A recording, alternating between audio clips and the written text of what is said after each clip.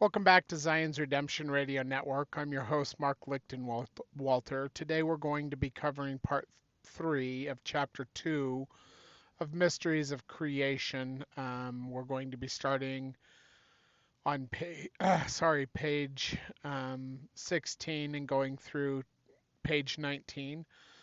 Basically, this is just talking about the wonders of the mystery of creation and the universe, and I think it's really awesome. I have added a summary to the beginning and then the reading and then a conclusion which aligns with LDS teachings and adding additional scripture.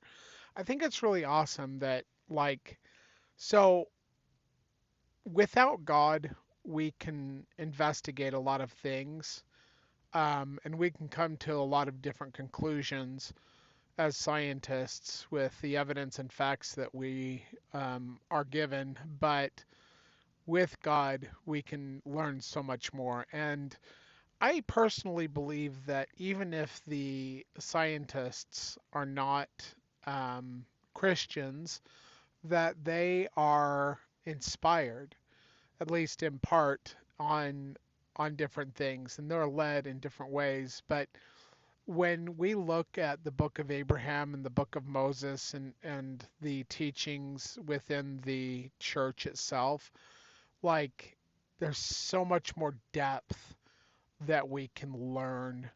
And like God showed Abraham, and like this is one of the evidences to me as we as we increase in our understanding of the way things are in the universe according to what science is learning, like we can go back and look in the book of Abraham and see that Abraham was shown these things, and that though in the days of Joseph Smith they may not have known certain things, or even earlier on, back in the Middle Ages or even before that, we didn't know certain things, but like Abraham knew.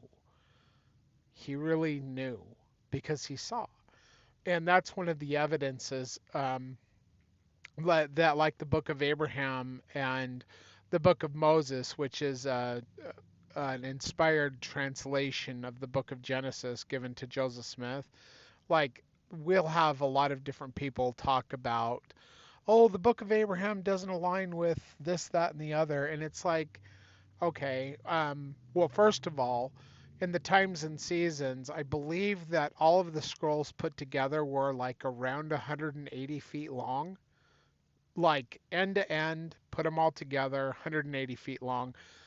What we have from New York, the museum that has had the fragments, like you put all that together and you get maybe 2 or 3 feet of that 180 feet description of what's in the Times and Seasons, which was a publication in the early church.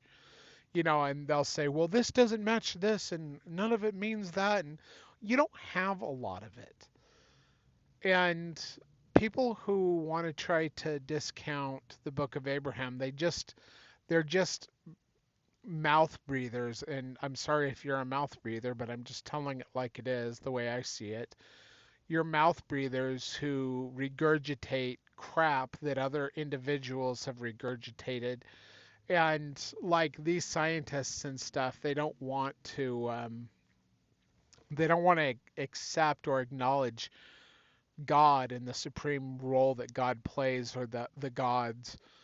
But like when you come down to it, you look at all of the evidence, and there's no way that this is all just some kind of random whatever. The mathematical probability of all of the stuff happening in such a way that life would be created on an earth is so unrealistic statistically.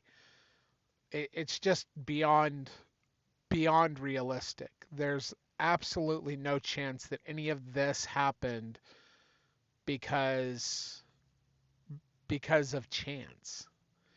And so I look at all of this stuff. I've not seen all that Abraham has seen, but I've seen a lot, and I've seen enough to know from God what the reality is. And I agree completely with Paul when he says that though we look through a glass darkly, when we are with Jesus, that we will see clearly. And I it's like we're really looking through a glass darkly.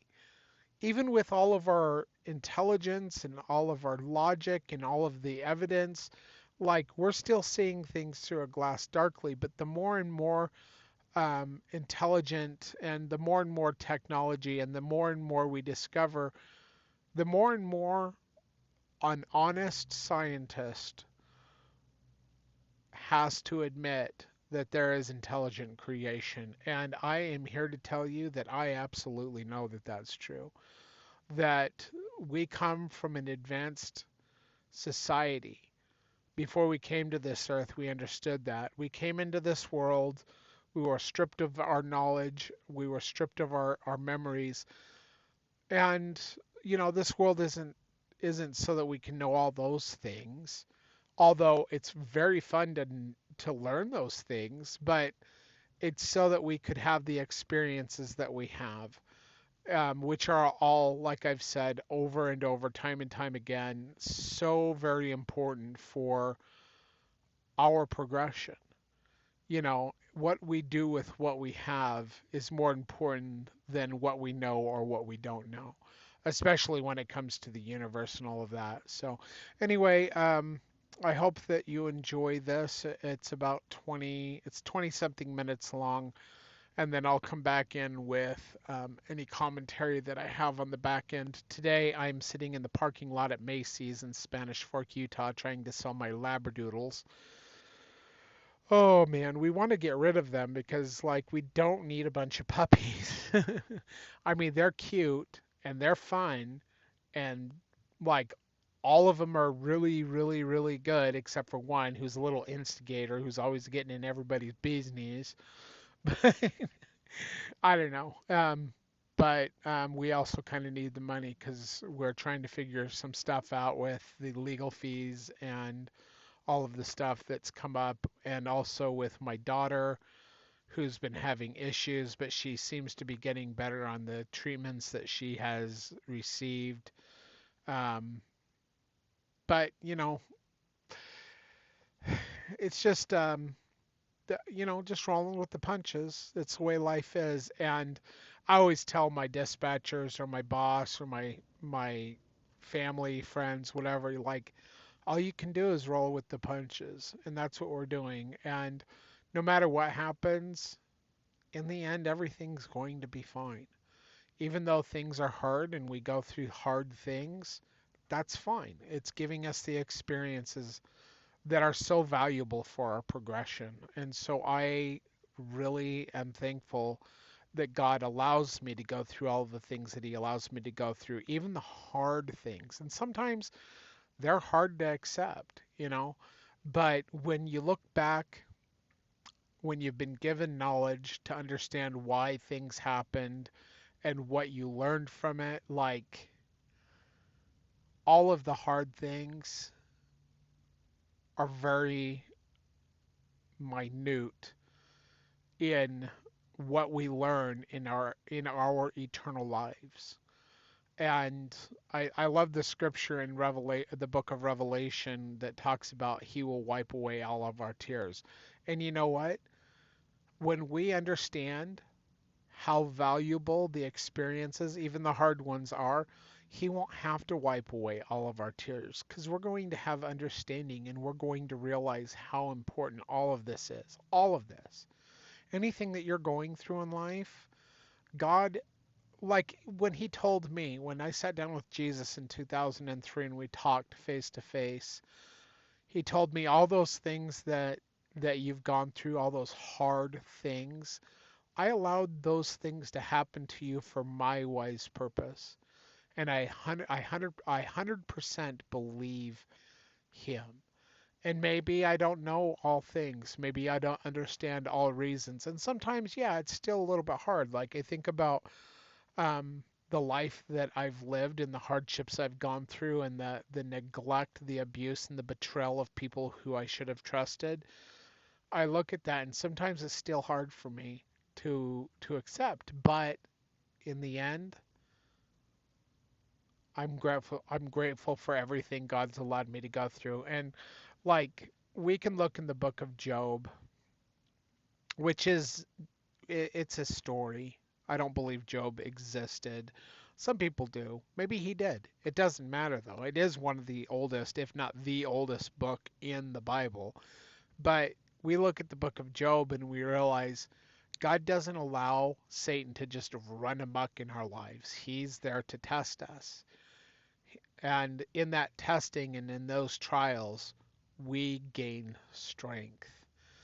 Um, One of the things that's hard for the book of Job is having lost children. Looking at, he lost his whole family, and that's been a hard thing for me to read and accept because, like, okay, yeah, he was blessed more after the fact and he was given another family, but that doesn't replace his old family that they were all killed. And that is so difficult, especially when you're a person who has lost children, or maybe you've lost a spouse, or you've lost family members that were very close to you. I lost my grandfather. He died on the operating table in 2005. And I'm sorry, I'm getting a little bit upset, but he died on the operating table, and we knew that he probably would because his heart was actually the size of a volleyball, not like a normal heart, but his heart was the size of a volleyball, and they were going to do some things to try to help him, but he didn't make it. And right before he went on the operating table, I told him I loved him and he said he loved me and he was so grateful to be my grandpa and to help raise me. And when he died, like I talked to him every day, almost every day. I'd call him on the phone back before cell phones when I was driving in the truck. And I'd call him at the truck stops, wherever I'd stay. I'd be like, hey, Grandpa, I'm in Illinois or I'm in Chicago or I'm in South Carolina, wherever I was at. And I would talk to him like almost every single day. And when he died, and when I got a cell phone, like I'd talk to him even more. But when he died, I lost that person that I could talk to. And I love my grandma too, but like I talked to my grandpa every single day, every day, and I lost that, but I knew that I could still turn to God. And you know what? Even though he was gone in the body, he visited me many times in dreams, and he'd visit me in the spirit many times, and especially early on. Um, but that just made me turn to God even more fully because I knew I could talk to God like I talked to my grandfather. So anyway, it's hard dealing with this life, but everything is important, everything is valuable, and I stand in awe when I think about how powerful God is and how much He loves us. And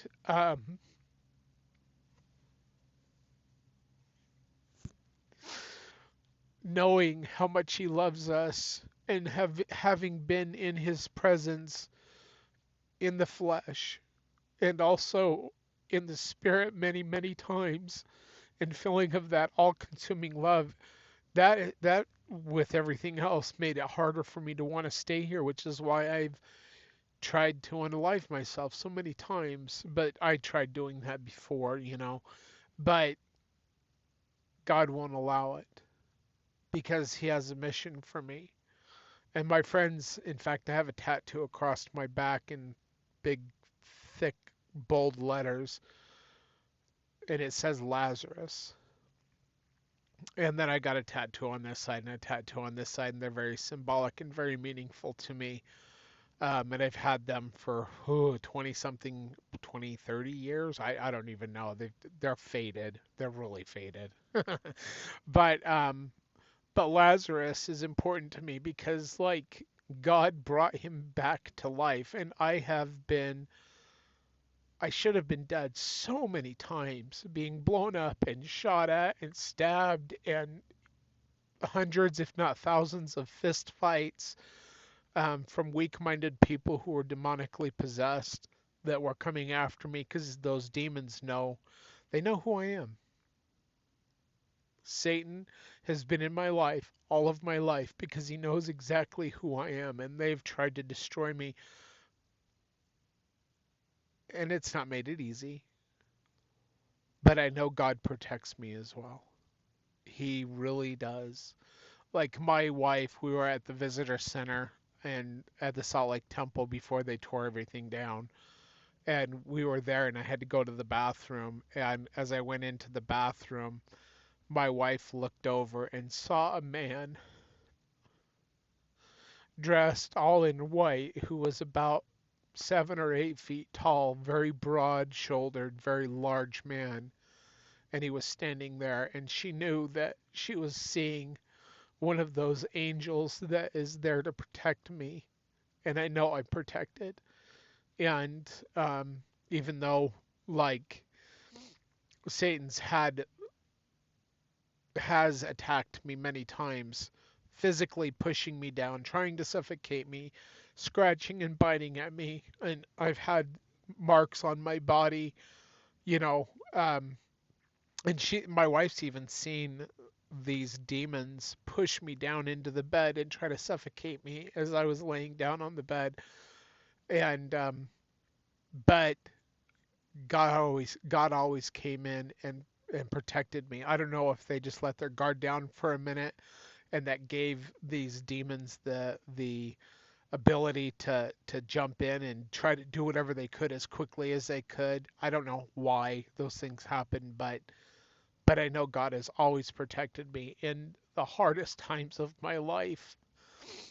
And as a truck driver, even like I've had times when I've seen so many accidents. In fact, one time I was driving south out of Washington near Vancouver, Washington, over I think it's the Columbia River into the Portland area. And like I had two cars slamming into each other as they both cut me off, and they were kind of racing, I think.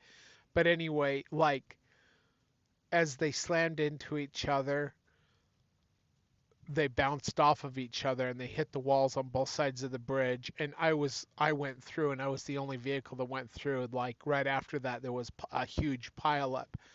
Like I've had people who have lost control of their vehicles, and I should have like had a 150 160 mile an hour impact, 70 to 80 miles an hour, um, both vehicles doing a head on, and like it's so weird because sometimes it's like when I get into fights, and I haven't been in a fight in a long time, but when I used to get into fights, like it was like I'm like telling my 20-year-old, don't you come in this car, I'm recording. Anyway, but it was like God would take over, and I was still seeing it with my eyes, but he was making me do things to defend myself because I never start them, but I always finish them. And it's not because I'm an awesome, powerful man, um, it's not because I'm the kung fu expert. It's because God knows how to handle my body when I can't do certain things. And it's the same thing. And like the things that I do, it's like I'm watching it happen, but I'm doing things that I don't even know how in the world. After the fact, I always throw up. I'm always crying because I hate fighting so much. But God, it's like he takes over and he does things. And it's the same thing with like there's been so many times when I should have been in accidents, and it's like God takes control of my body and he does things with my legs and my hands, and I'm like, how in the world did I get through that without being in it? And and I know it's because God has protected me so much in my life because he has a mission and a plan for me. And like I said, that Lazarus thing, like I should be dead so many times by others, by my own hand, being in the hell of gunshots and bullets flying past me, wisping past me. And like that particular guy, and I've been shot at 4 times, but that particular guy, he was only standing like 10 to 15 feet from me, and he emptied his clip, and all of those bullets went all around me. He couldn't hit me. Kind of like George Washington. They had snipers, sharpshooters trying to kill him, and they couldn't hit him because George Washington had a mission, and I have a mission, and God is going to protect me from everything, and including myself.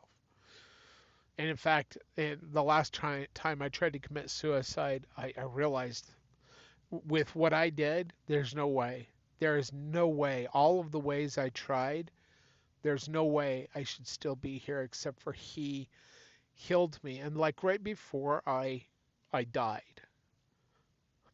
and I don't know if I died or not, but right before I died, the spirit got so strong and I was all by myself and I felt hands on my head like God was giving me a blessing, or maybe it was my grandfather, but whatever it was, the spirit got so strong and I passed out, and 7 hours later I woke up and I was still alive, and there's no way I should have been alive.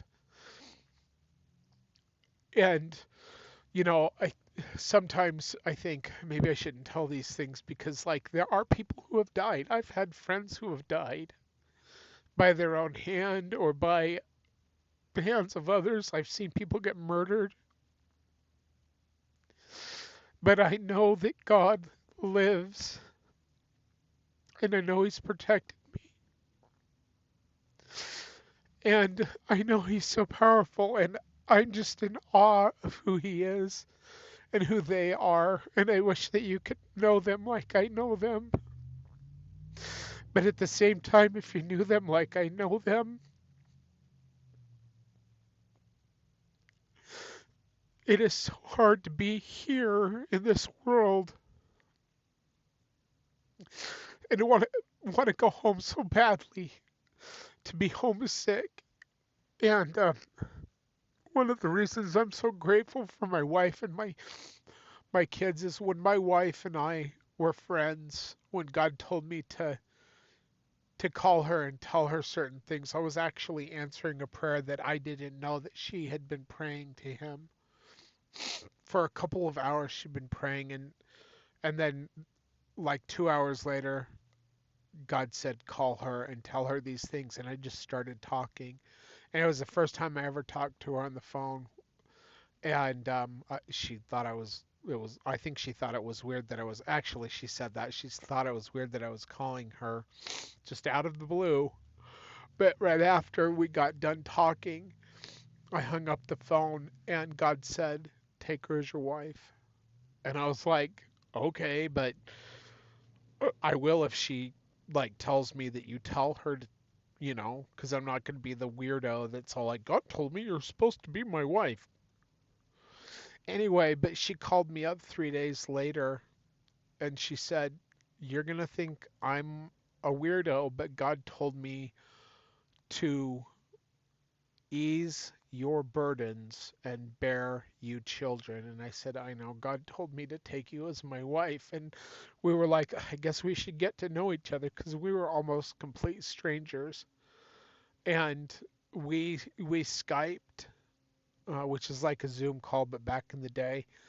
And we got to know each other like the best we could every night. And then I flew up to meet her from Tampa, Florida, out of that airport up to LaGuardia and then into Vermont. And she came and picked me up, and I met all of her family in upstate New Hampshire, and they all thought she was crazy because like she was going to marry this stranger.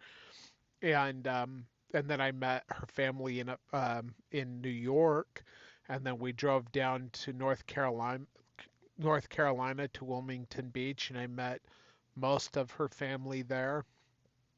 And we drove down to Pinellas County, Florida, and I gave my work a 3-week notice because I really appreciated working for those people. I loved that job, even though I didn't make hardly anything. I loved that job and I loved where I lived. But my wife, being a teacher, couldn't just pick up and leave, and I could. So 3 weeks later, um,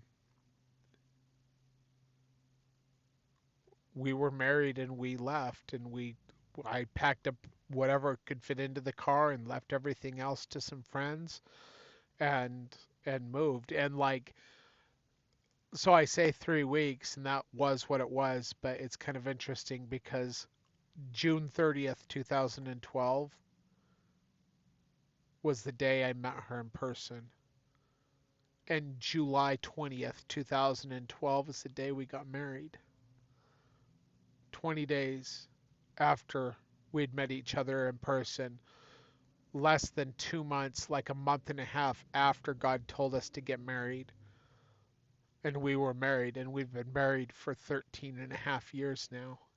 And she's the greatest blessing in my life. And I'm so grateful that God put us together because, like, and it wasn't, I mean, it was kind of difficult. Like, you're getting married to somebody you don't even know. We were strangers, you know. And see if I can fix that real quick. Anyway, but she's been my anchor.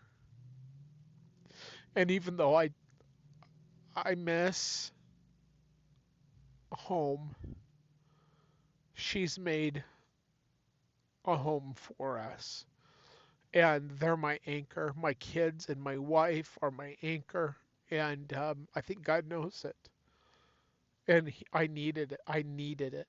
I needed to have a family because I didn't have a family. Anyway, I didn't mean to get into all of this, but I hope that you enjoy the uh, the reading, and I think everything is pretty much self-explanatory. God lives. The Book of Abraham is true. Um, Joseph Smith was a true prophet. Jesus Christ lives. I've seen him face to face. I know he lives. I know that our Father in heaven lives. I know that God, the eternal Father, lives because even though I haven't seen him face to face, I've seen visions of him. Our Father has showed me him and Heavenly Mother, and we can't come into their glory until we're exalted because they're so powerful. We need to gain the level of endurance and the level of purity that it takes to come into their presence, but I know that they live. I absolutely know it. And I know that God is calling out his remnant right now and that he's trying to prepare them and he's trying to show them, but he gives them free agency. And the only thing that stops them from becoming the remnant is the traditions that they believe, which are false, and the doctrines that they believe that they cannot let go of that are false. And my job is to testify and to teach and hopefully, and I know there are those out there who will be part of the remnant who God can teach. They won't be like these elders and sisters who know too much to be taught. They'll be open-minded. They'll be spiritually open, and they are because they're coming. And they have been coming. Slowly here, slowly there, as my words sprinkle the nations, they hear the truth, and God works with them. And they're not the kind of people who don't believe like little children. They go to God, they trust God. See, I can't deceive anybody who really does trust God because God, as they go to God as a little child without their unbelief, God can work with them where he can't work with others. So anyway, I'm gonna let it go, and this is already 29 minutes long. This is almost gonna be an hour, I think. So no conclusion today. I think that I've said enough, and I think that what you're going to read this part, which I have gone over and over again, because that's what I do. I like get it ready and then I just listen to it for hours and um, and think, okay, I can talk about this, I can talk about that, but today I needed to talk about what I talked about. And I don't know who needs to see it, but somebody out there, or many people out there, whatever it is that I said today, it's going to hit a chord with them, and that's what they needed to hear. Whether they accept me or not, that's what they needed to hear. So I'm grateful that God can use me as his mouthpiece, that I can be a tool in his hand, and that even though I am just a mortal man, a truck driver with weaknesses like all the rest of us, I know that God lives. I know that Jesus is the Christ and that Joseph Smith is his prophet.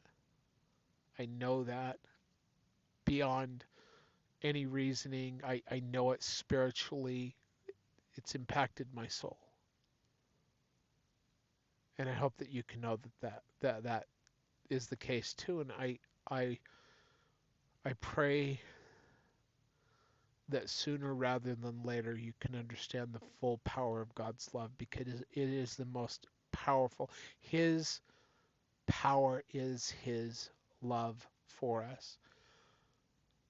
God the Eternal Father, God the Eternal Mother, all of the Elohim, all of the noble and great ones, all of the mighty and strong ones, all of us want so much for you. We know who you are because we know who we are. And you are like we are. And I can become like my Father in heaven, and so can you. And my wife can become like our eternal mother and our eternal mothers, because we have many. And they're rooting for us. And I say these things in the name of Messiah. Amen. And I'm just going to get into the reading. Thank you for taking the time to listen to this. I know it's a long introduction, but the rest of it's really good too. So take care, everyone. And tomorrow I'm going to Las Vegas in a truck that's not mine, because my truck needs parts. And I was actually supposed to work today, but my truck needs parts, and they're on order, and so I get to jump into a different truck, which is just like my truck, just doesn't have all my things in it. And I'm going to head on down to Las Vegas tomorrow, and then I'm going to come back, and hopefully my truck will be ready. And I'm going to start my 6 days on, and then I'm going to get 2 off, because that's my new schedule. So thank you, everyone, for watching. Take care, everyone. God bless. And here we go with the reading. Thanks. Bye. Part 3 of Wonders of the Universe, Chapter 2 of Mysteries of Creation by Ogden Kraut. Below is a detailed, point-by-point summary of Part 3 of Wonders of the Universe, Chapter 2 of Mysteries of Creation by Ogden Kraut, pages 16-19, following the flow of the text closely and preserving its argumentative structure. 1. Argument against chance creation, page 16. The chapter opens by invoking William Paley's famous analogy: finding a functioning watch in a forest immediately implies intelligent design, not random formation. The complexity and precision of the watch, wheels, cogs, hands, casing, glass, testify to deliberate planning. Paley's conclusion: if a watch requires intelligence, the universe, vastly more complex, cannot logically be the product of chance. A second analogy reinforces the argument, suggesting Earth formed by accident is compared to a volcano erupting and randomly producing a working automobile with fuel and a running engine. The absurdity of the comparison highlights the implausibility of accidental cosmic order. 2. Broad agreement between science and religion, page 16. Kraut asserts that both scientists and religious thinkers have long debated the method of creation. Despite differences, many acknowledge the necessity of a superintelligence to organize and sustain such perfection. the argument is not framed as anti-science, but as recognizing limits of purely material explanations. 3. Copernicus and the Divine Order of the Heavens, pages 16-17. Nicolaus Copernicus is presented as a scientist who revolutionized astronomy by proving Earth revolves around the Sun. Still recognized God's handiwork in cosmic order. Copernicus is quoted emphasizing the beauty, harmony, and mathematical perfection of celestial movements. The study of the heavens as a noble pursuit that leads the mind toward God. Kraut uses this to show early modern science did not inherently oppose belief in a creator. Scientific discovery can deepen reverence for divine design rather than replace it. 4. Pascal and the Insignificance of Man Before God, page 17. Blaise Pascal is cited as both a scientist and Christian philosopher. Pascal's reflections emphasize the immensity of the universe compared to Earth. Earth itself being only a point, and even that point dwarfed by the stellar heavens. His conclusion: the vastness of creation overwhelms human imagination. This immensity stands as evidence of God's almighty power, not human self-sufficiency. 5. Einstein and the Intelligence Behind Natural Law, page 17. Albert Einstein is quoted acknowledging the harmony of natural laws reveals an intelligence vastly superior to human reasoning. Kraut highlights Einstein's recognition of order and intelligence in nature, even without traditional theology. Human thought is portrayed as only a faint reflection of the intelligence governing the universe. 6. Einstein, B.H. Roberts, and Orson Pratt, page 18. A personal anecdote is introduced. Einstein visits B.H. Roberts in Salt Lake City. While Roberts steps out, Einstein examines his library. Einstein discovers Orson Pratt's book Wonders of the Universe. Einstein reportedly states, only a handful of men in Pratt's era understood the principles he was writing about. Kraut notes, Pratt's book was used as a text at the Royal Academy of Science in England, lending it academic credibility. 7. Orson Pratt on Creation and Divine Organization, page 18. Pratt is quoted teaching that studying astronomy teaches lessons about God. God organized matter, endowed it with properties, and balanced forces precisely. Emphasis is placed on universal order as intentional, measured, and purposeful. God's continual governance of the universe, not merely its initial creation. 8. Limits of scientific knowledge without revelation, pages 18-19. Kraut argues that scientists may understand composition, size, and motion of celestial bodies, but they largely fail to grasp origin, power, and purpose. Human learning alone is described as insufficient. True understanding of creation requires revelation from God.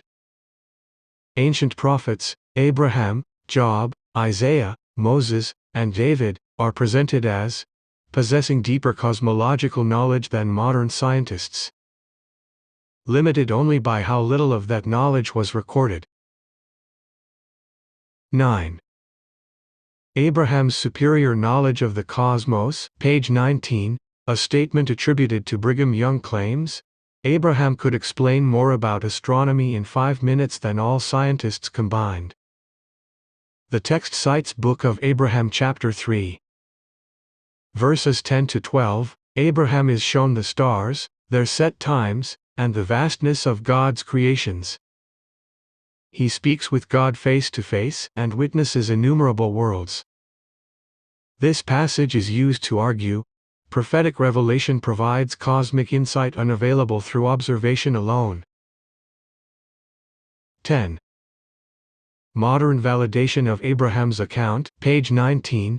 Frank Salisbury is quoted affirming, The Book of Abraham contains profound cosmological insight. Chapter 3, in particular, reveals ancient understanding of the structure of the universe, the reality of God, God's dwelling place. Salisbury concludes, Abraham's creation account may be the greatest insight available today into God's creative power. 11.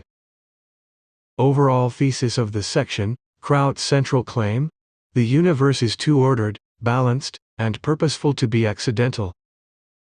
Science, when honest, points toward intelligence. Revelation completes what science cannot, explaining why creation exists, who governs it, and what its ultimate purpose is.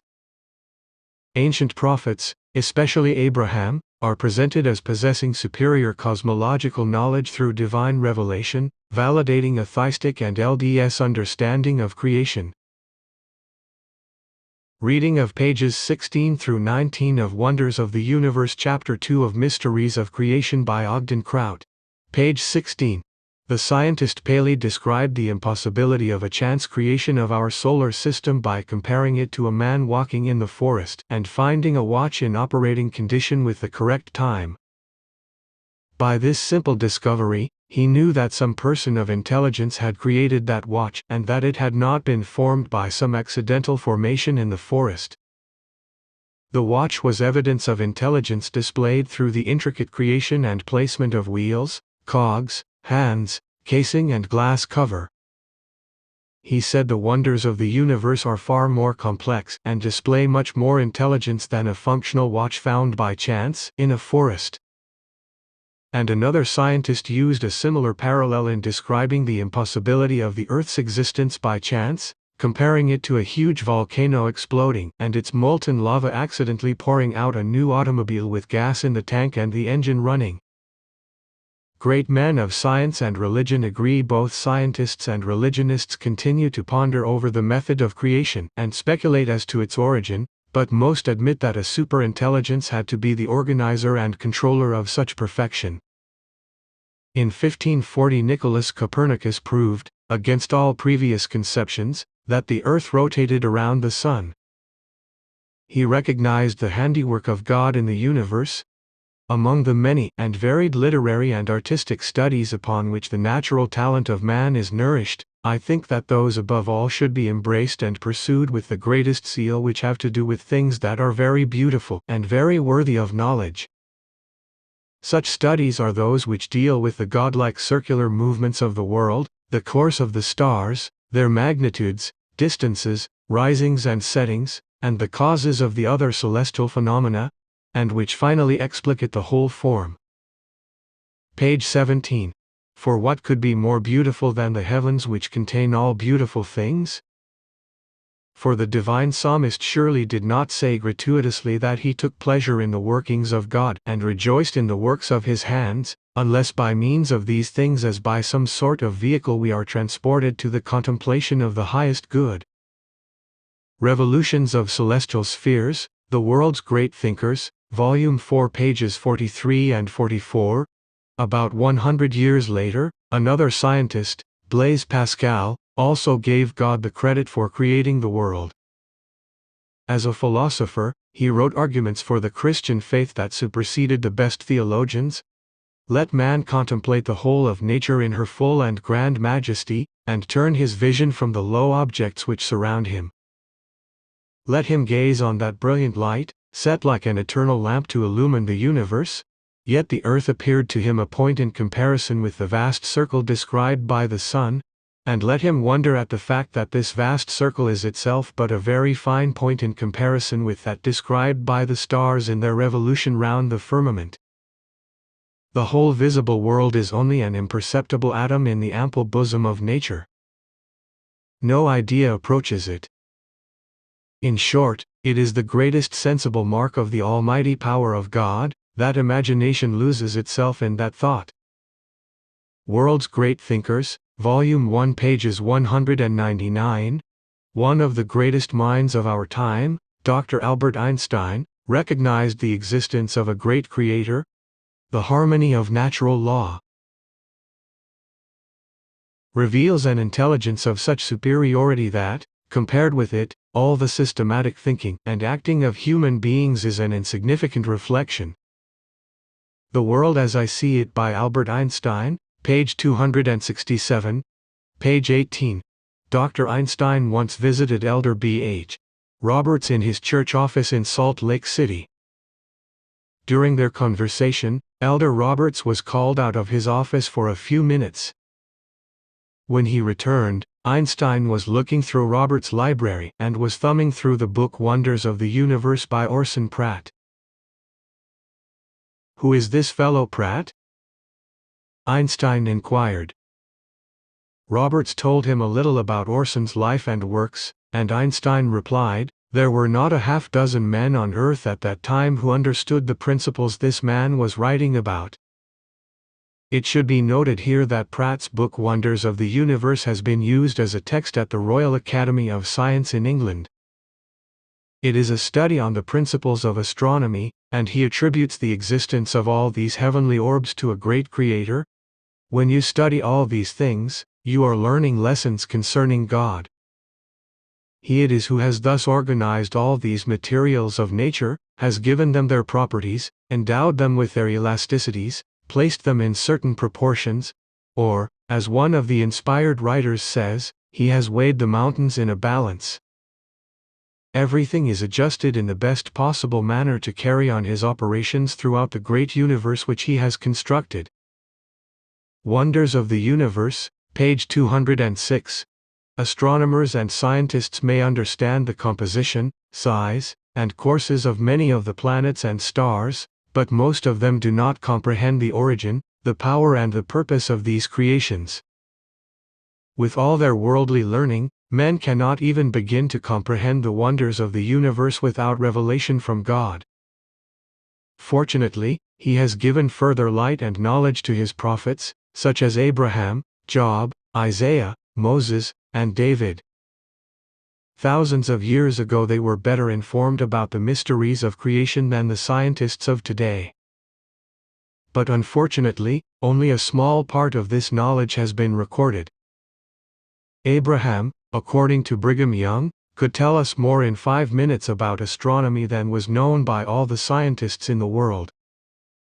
For example, "And it is given unto thee," speaking of Abraham, "to know the set time of all the stars that are set to give light, until thou come near unto the throne of God."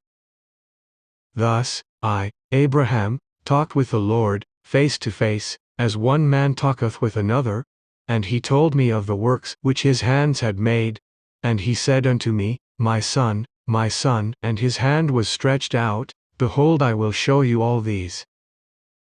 And he put his hand upon mine eyes, and I saw those things which his hands had made, which were many, and they multiplied before mine eyes, and I could not see the end thereof. Abraham chapter 3 verses 10-12. The importance of Abraham's account of creation is emphasized by Dr. Frank Salisbury. Upon more careful study of the book of Abraham, it became increasingly apparent to me why the book was restored to mankind.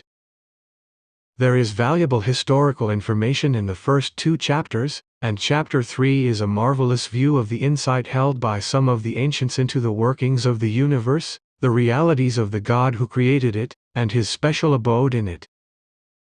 The creation story itself proves to be a unique and marvelous view of creation. It is probably the greatest insight available to man today into the nature of God's creative power. End of reading. Below is a direct alignment of Ogden Kraut's Part 3 argument with core LDS doctrinal themes, explicitly anchored in Book of Abraham chapter 3, Doctrine and Covenants section 88, and Book of Moses chapter 1, showing how his reasoning fits squarely within Restoration Theology rather than general natural theology. 1. Intelligent design, organized creation, not creation ex nihilo. Kraut's claim, the universe cannot be the product of chance. Order implies intelligence. LDS doctrinal alignment. Abraham chapter 3 teaches organization, not creation out of nothing. God shows Abraham existing stars, their set times, and governing order. Intelligence precedes matter. Matter is organized by higher intelligence. Doctrine and Covenants section 88 verses 34 to 38 teaches that all things are governed by law. Law is upheld by divine power. Kraut's use of Paley's watch analogy aligns with LDS doctrine that laws do not arise randomly, but are imposed and sustained by divine intelligences. Key LDS principle: order in the cosmos reflects eternal law administered by God, not accidental emergence. 2. Superintelligence. The gods and divine councils. Kraut's superintelligence maps directly onto Abraham chapter 3 verses 22 to 26.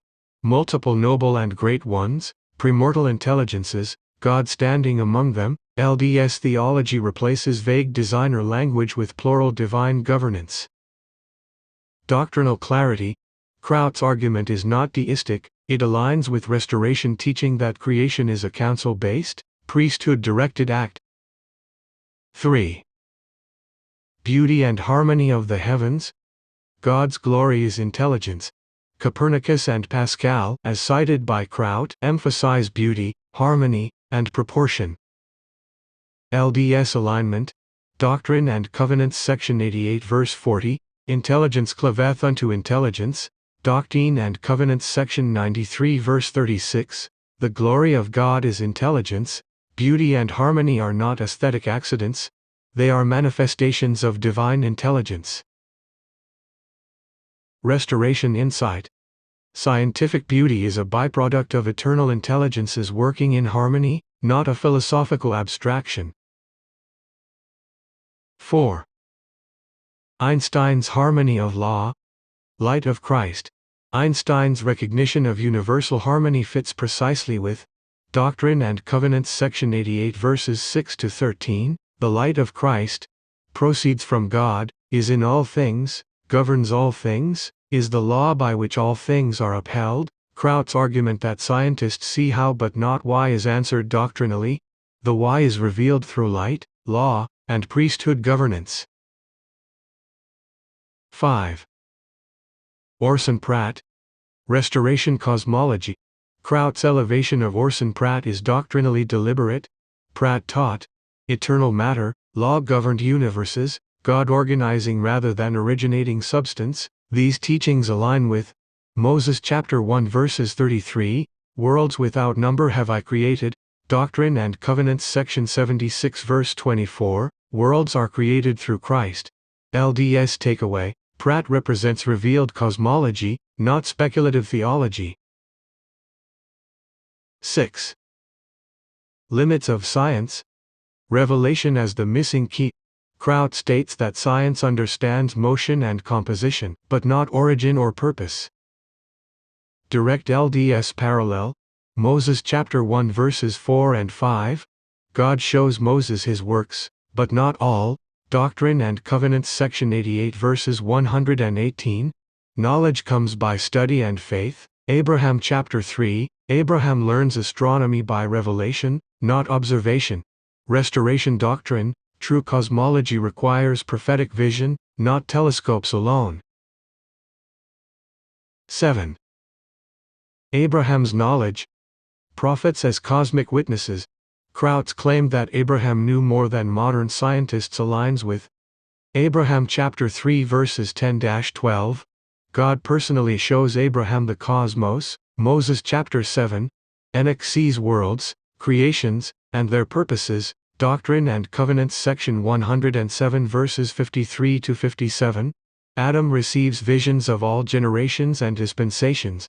Key LDS doctrine. Prophets are authorized eyewitnesses of cosmic truth, not metaphorical poets. 8. Purpose of creation. Eternal lives. While not explicit in this section, Kraut's trajectory aligns with Moses chapter 1 verse 39. Creation exists for the immortality and eternal life of man. Doctrine and Covenants section 88 verses 16-26. Earth and bodies are created to be resurrected and glorified. Creation is not static. It is teleological, it moves toward exaltation, embodiment, and eternal progression. 9. Why Abraham chapter 3 is central. Salisbury quote, Dr. Salisbury's praise of Abraham chapter 3 matches LDS understanding. Abraham chapter 3 reveals God's throne, governing stars, hierarchies of time and power. This is temple cosmology, not primitive myth. Restoration claim, Abraham chapter 3 is not symbolic, it is revealed cosmology restored for the latter days. Summary alignment statement. Ogden Kraut's Part 3 argument is fully congruent with LDS doctrine. Intelligent design, eternal law and intelligence, superintelligence, the gods and divine councils, cosmic harmony, light of Christ, limits of science shows the necessity of revelation, Abraham, prophetic cosmologist, creation, organization of eternal matter and lives, not random existence. Thank you for learning with me. God bless.